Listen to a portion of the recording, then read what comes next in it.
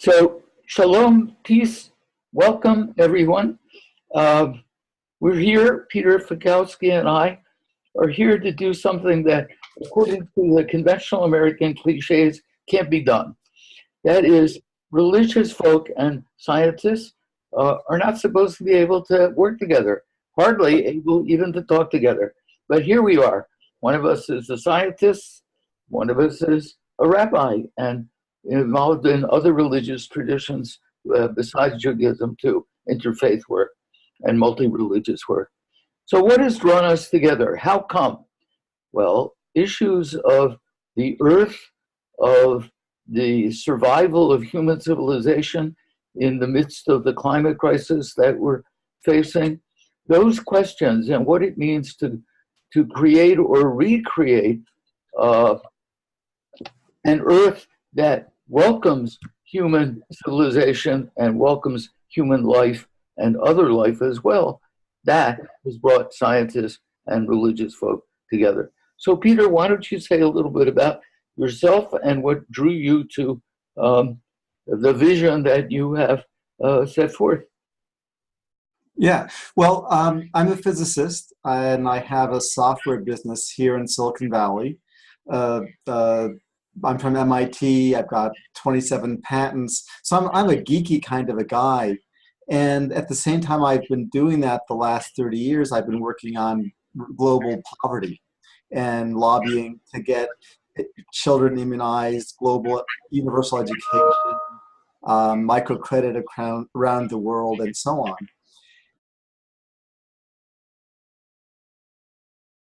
I got involved in the climate side because we realized that the poverty work was going to go to naught if we didn't take care of the climate. It was clear that in not many decades, harvest failures would become more and more common.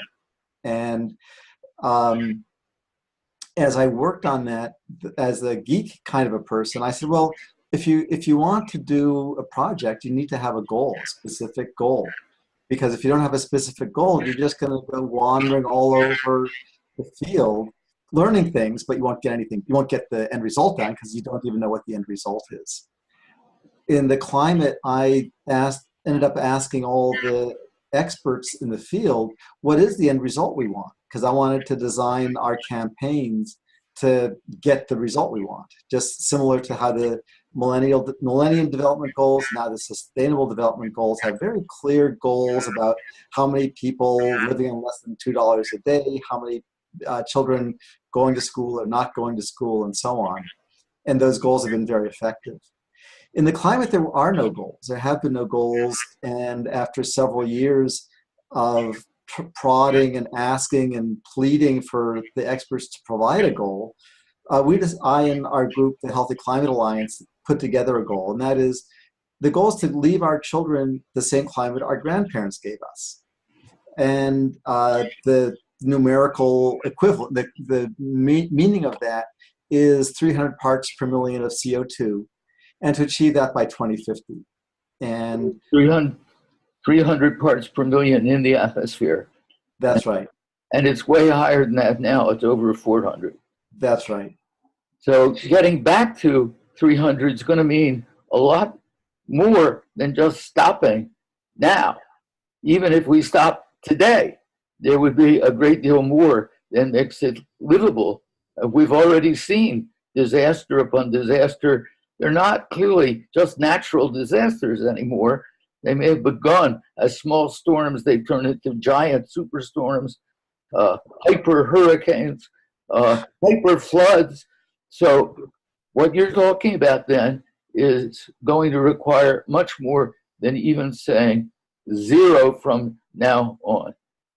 That's right. The critical thing is, up until now, we've been saying we want to stabilize the Earth. And to do that, you stop emitting the greenhouse gases, carbon, and so on. And at this point, as you said, there are so many floods that this is not the Earth that I want to give to our children. I don't know of anyone who does. That we actually want to give our children the same climate that our grandparents had, where the seasons were much more predictable, harvests were much more predictable, and the future was much more predictable.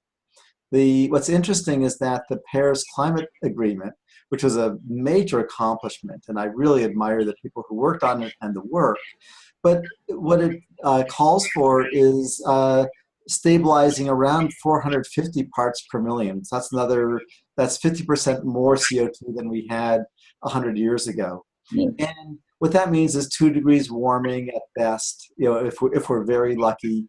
And the UN says that the climate experts at the UN say 2 degrees warming is the point at which we get grave ecosystem damage, which means, for a lot of us, it means the 6th extinction, that massive extinction's happening. Right. So that's really not the goal we want. Right. The goal we want is what our grandparents gave us. Right. And what called you and me into interacting,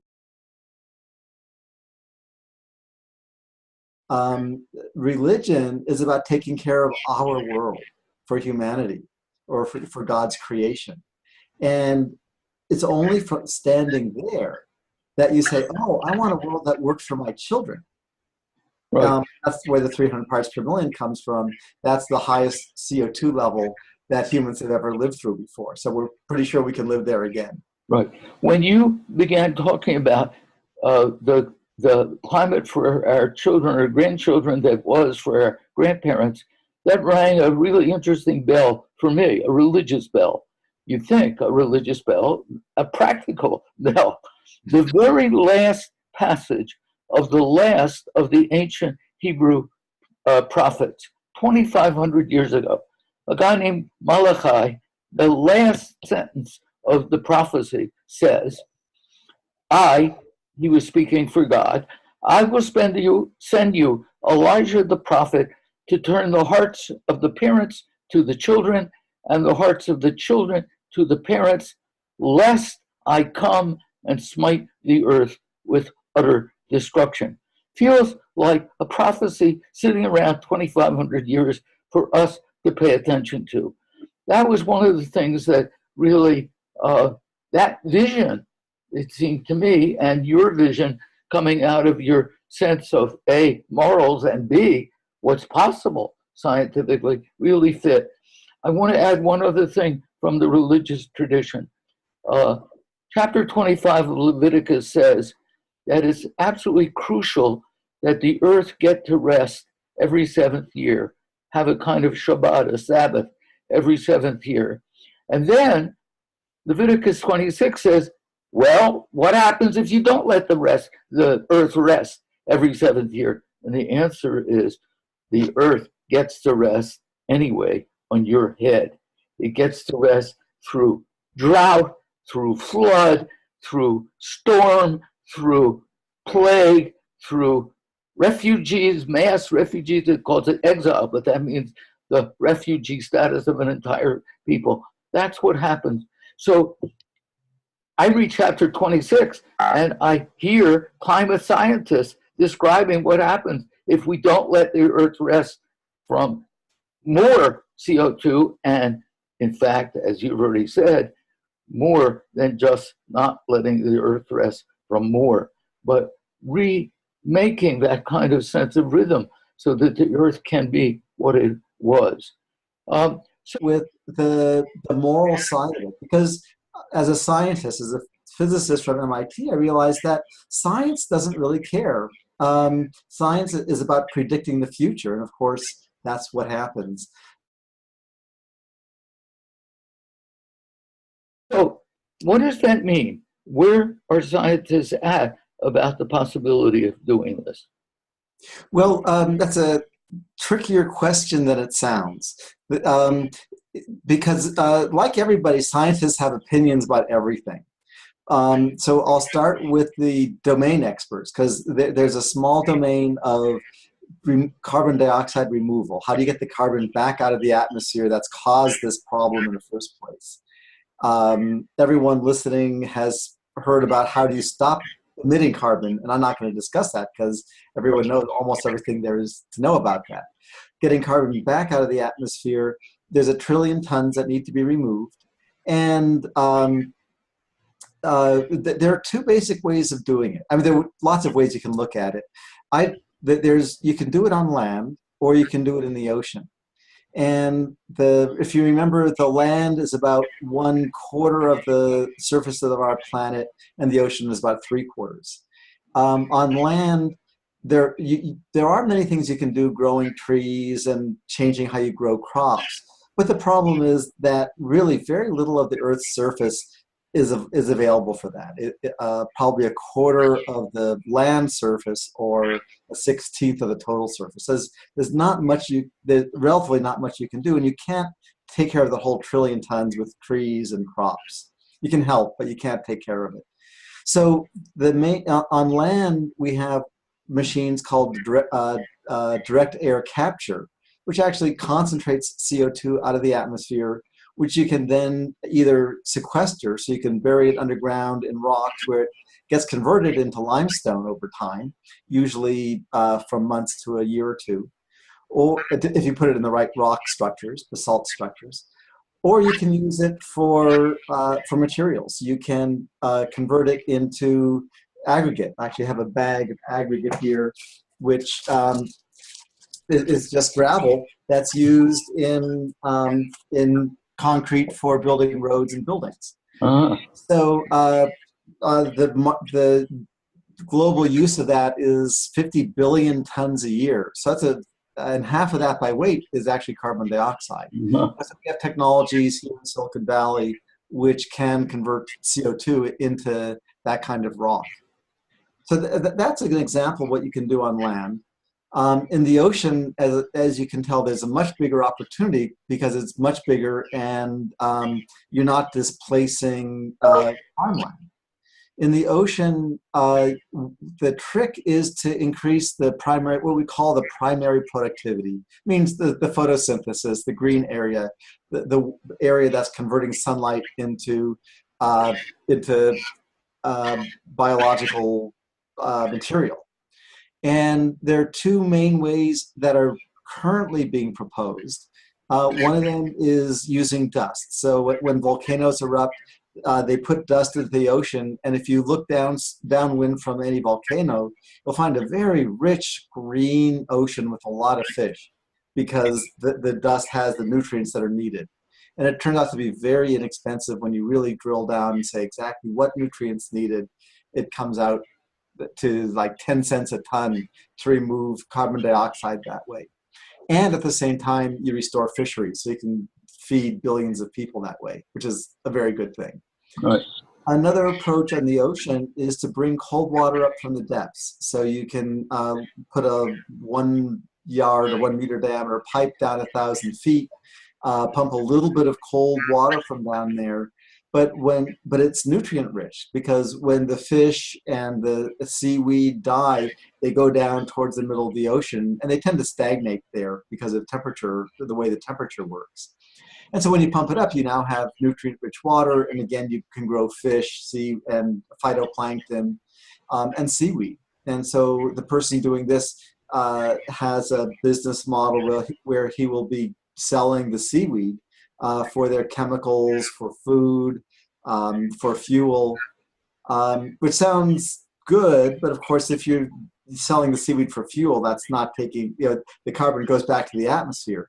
The trick is that when you grow it, most of it falls down to the bottom of the ocean. So what you capture in fish, what you capture in seaweed is just the tip of the iceberg. Most of the iceberg falls back to the middle of the ocean, where it stays for several thousand years. Great. Okay. So that's the outline, the sketch of what would be possible scientifically. Yeah. Started out by talking about the need for involving the religious community, A, because it stands with an ethic, and B, because when it wakes up, it has power.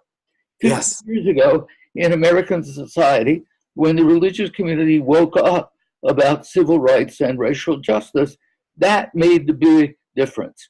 When it was a small group of civil rights activists, they got some headlines, but I actually was working for a congressman then who cared about civil rights, but he couldn't get anywhere until the churches began to get seriously involved. The churches and synagogues got seriously involved. And then Congress found the wherewithal inside themselves to act. So the question would then be, how does one move the religious community? And one of the things that we've been doing, working with you, is to think, what is it that moves people deeply in religious community so that they will act? And we see that some of the great festivals, Passover, Palm Sunday, Easter, the great festivals, the weekly festivals of the Sabbath, Sunday, Friday in the Muslim community, those are moments when people feel engaged religiously and they listen and speak, not just listen, but speak their own truth, and they hear new truth. So the question then, and that's what we're working on, is how to get into those moments the knowledge that you were talking about, how to get the moral conscience of the religious community awake enough. You know, in the Jewish community on Rosh Hashanah, we blow the shofar, the ram's horn, and the first note of the ram's horn means awake. That's the first stage. Awake.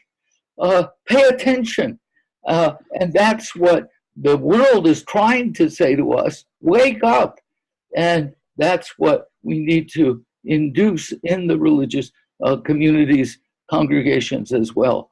So that's the way in which I think we locally and nationally, religious congregations and scientists in local colleges and universities need to begin thinking together about how to get this across without not just the, certainly including getting zero emissions, but going beyond that as well. As you keep saying, we need a climate and earth that's livable, abundant, and life-giving for our children and grandchildren, as it was for our grandparents.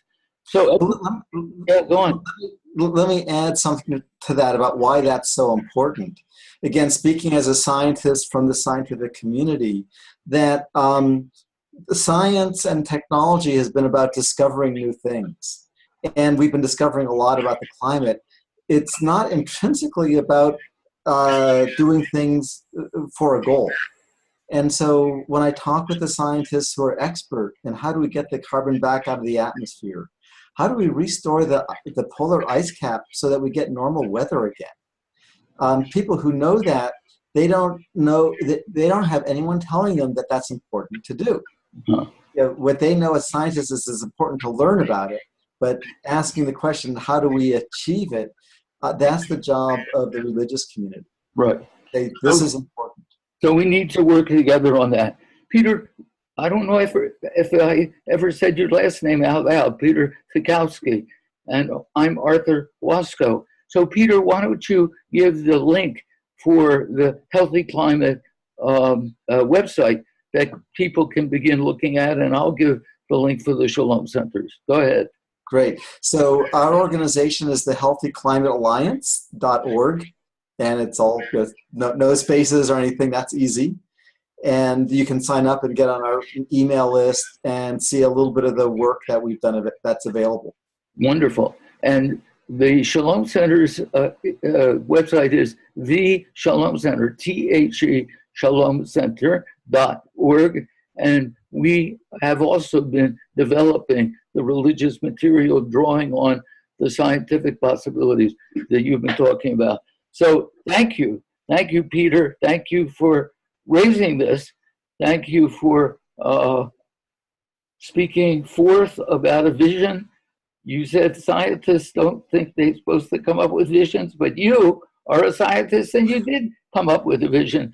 And as for me, the religious community, when I look at, for example, the Torah saying every seventh year the earth's got to rest, I don't think that came in a bolt of lightning out of heaven. I think it came from the life experience of farmers and shepherds. It was kind of a proto-science. They didn't know what all the mechanism was, but they knew it was trouble if you didn't let the earth rest. So between the proto-science that became religious life and the new science, the clear science, which is searching, yearning for a moral and ethic, between the two of us, I think we really can make the change that our children and grandchildren need to make.